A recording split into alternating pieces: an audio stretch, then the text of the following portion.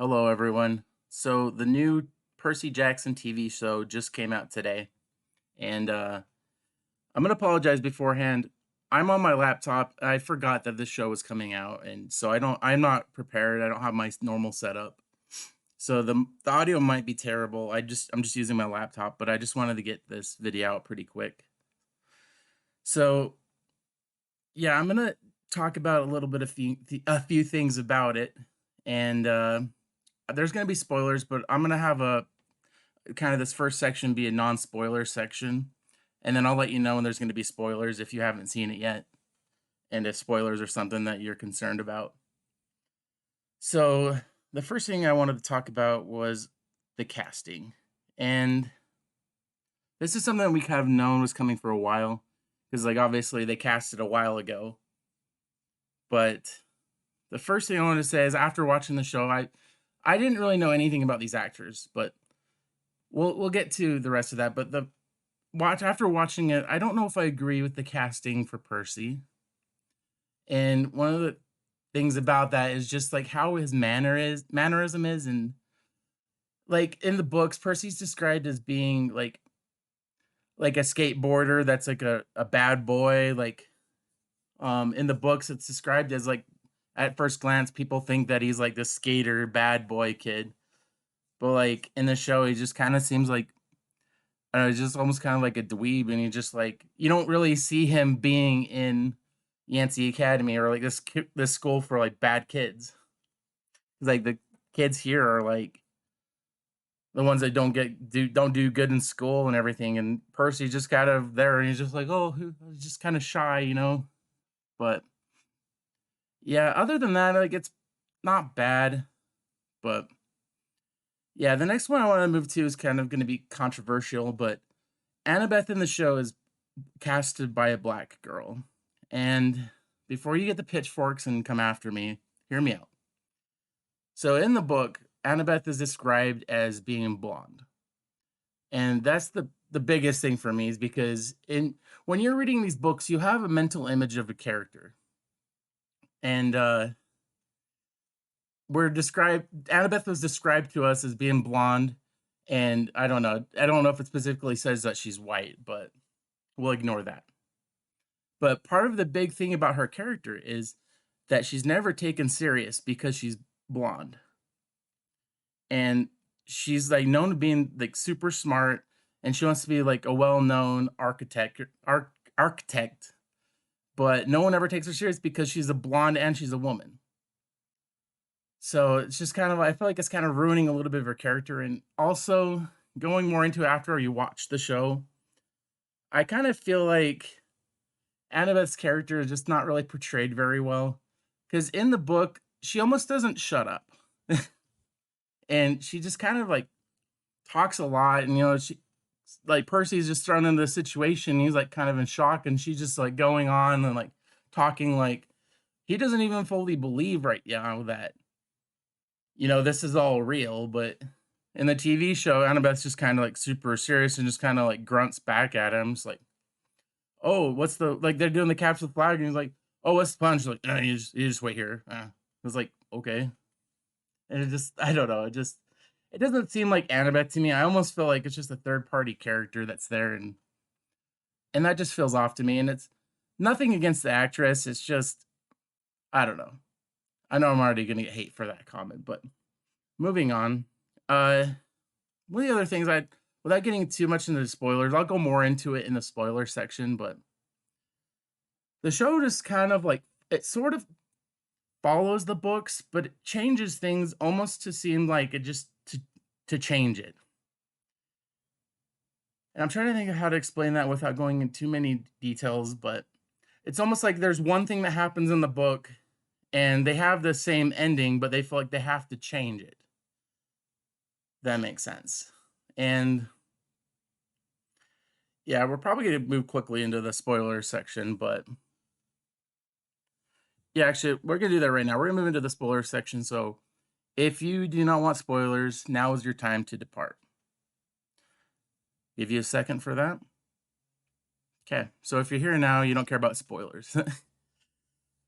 So one of the first things that happens is Percy kind of has like a daydream and wakes up, and I'm trying to remember exactly what happens, but Mr. Brunner comes up to him and just starts talking to him. He's like, "I believe in you," and he's like, pretty much like straight up saying like, "Oh, the gods are real," and just gives him the pen.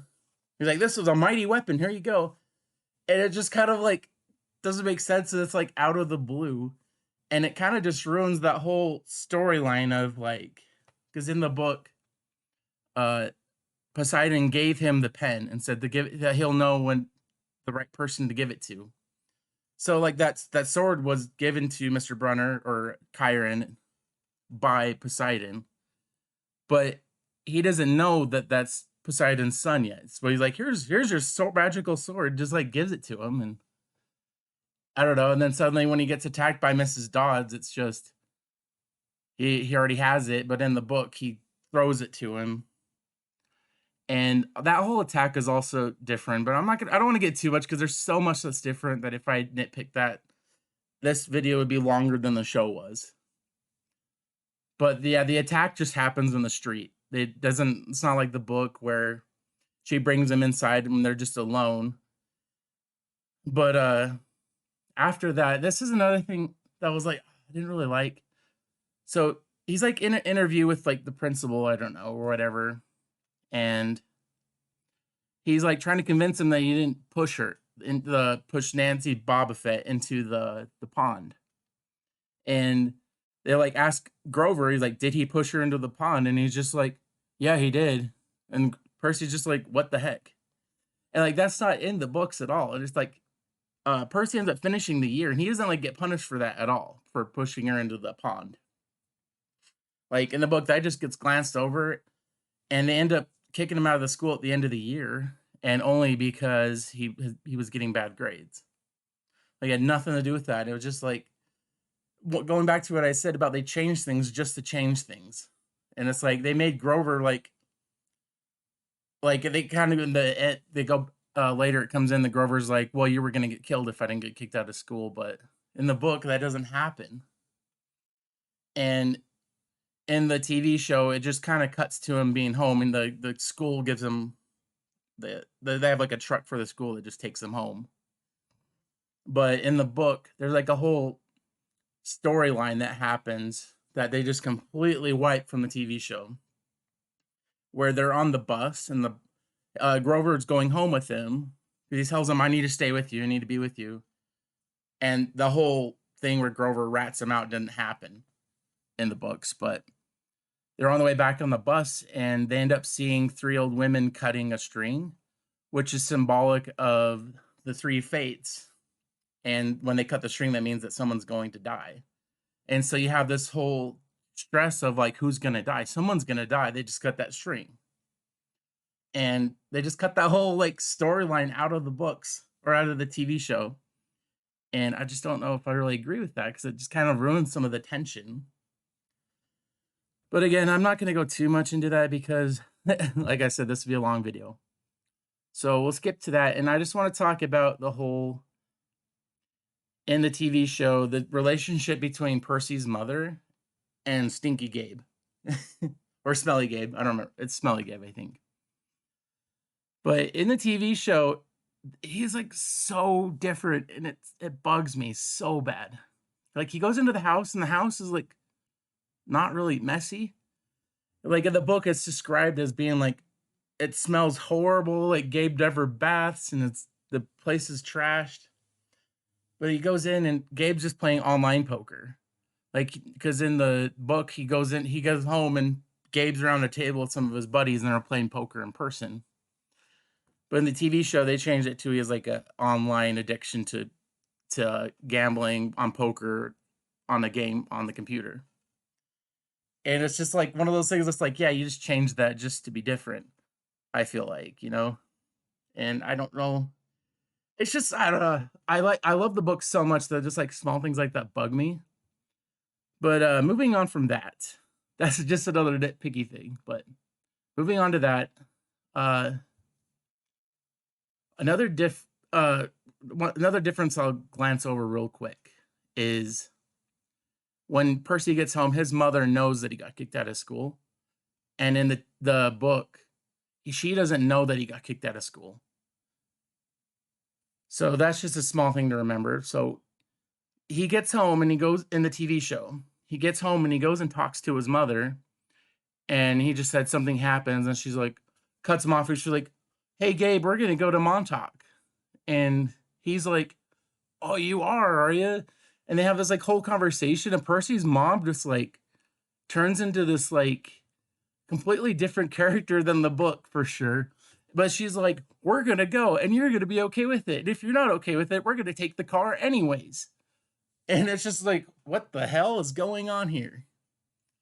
Because in the book, she just kind of like caters to him, and she's kind of shy and quiet, and she's afraid of him pretty much.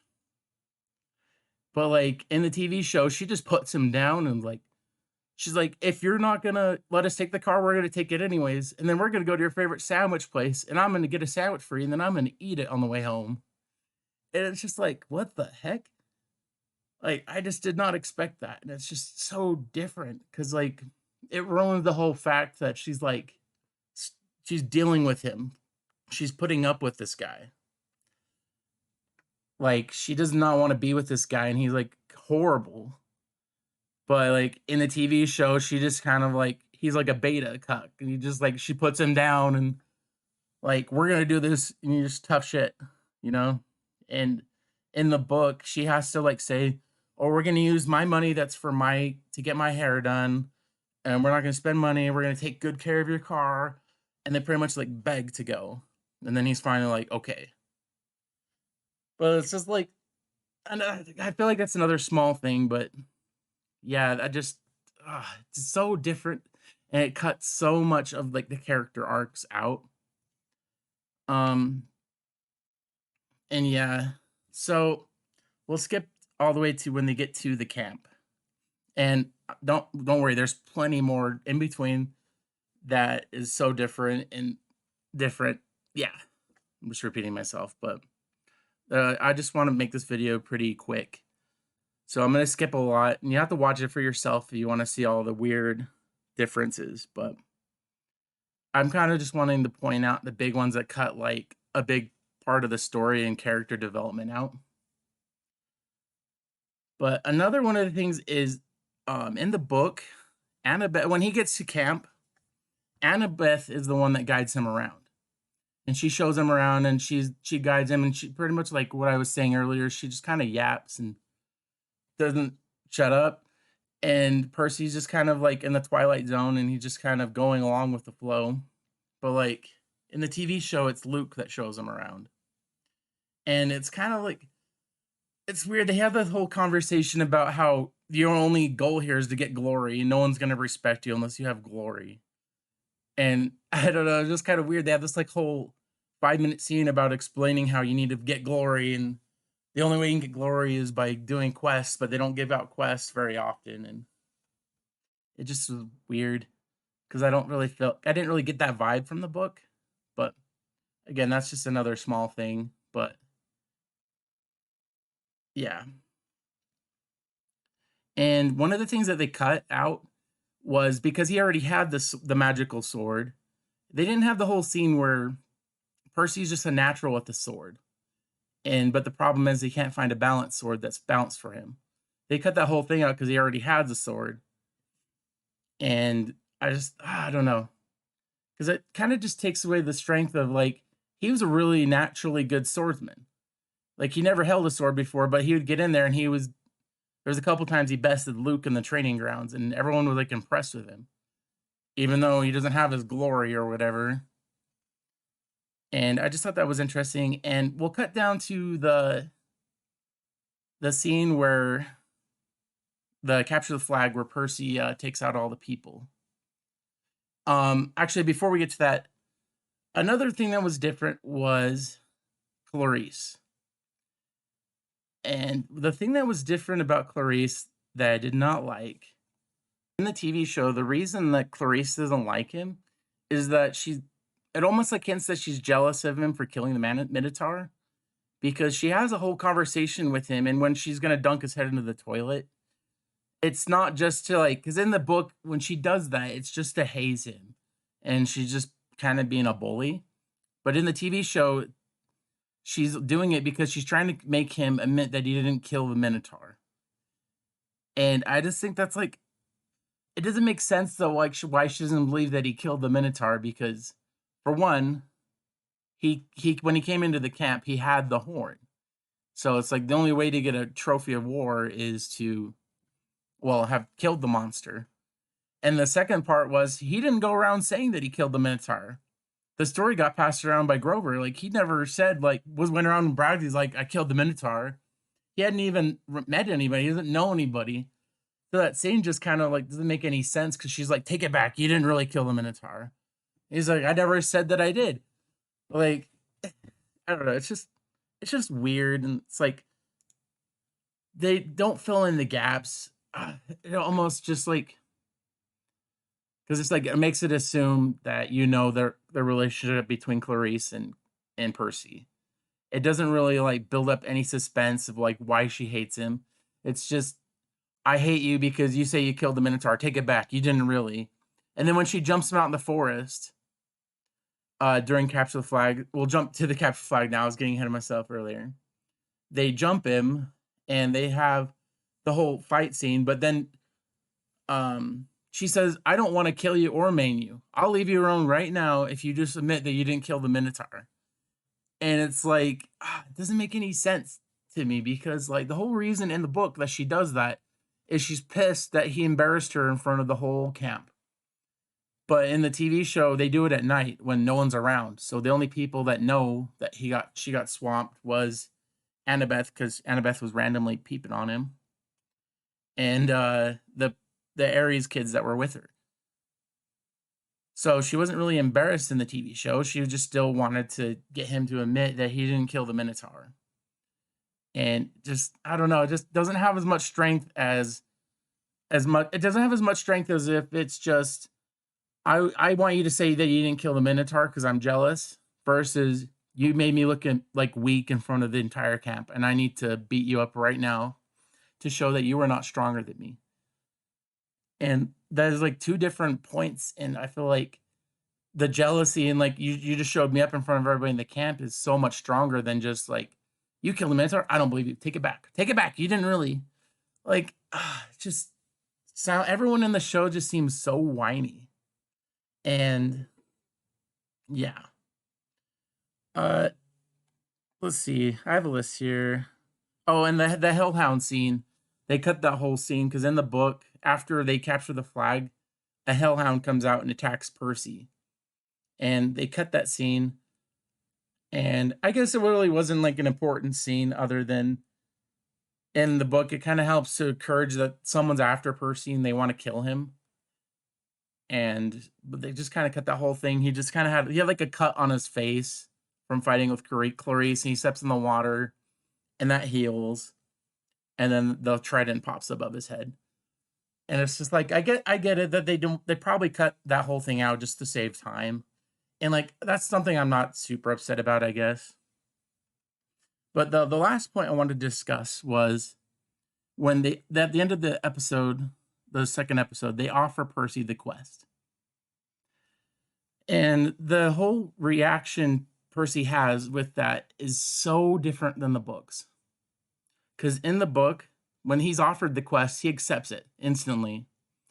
Because he thinks in his mind that if his mother died, she's in the underworld, right?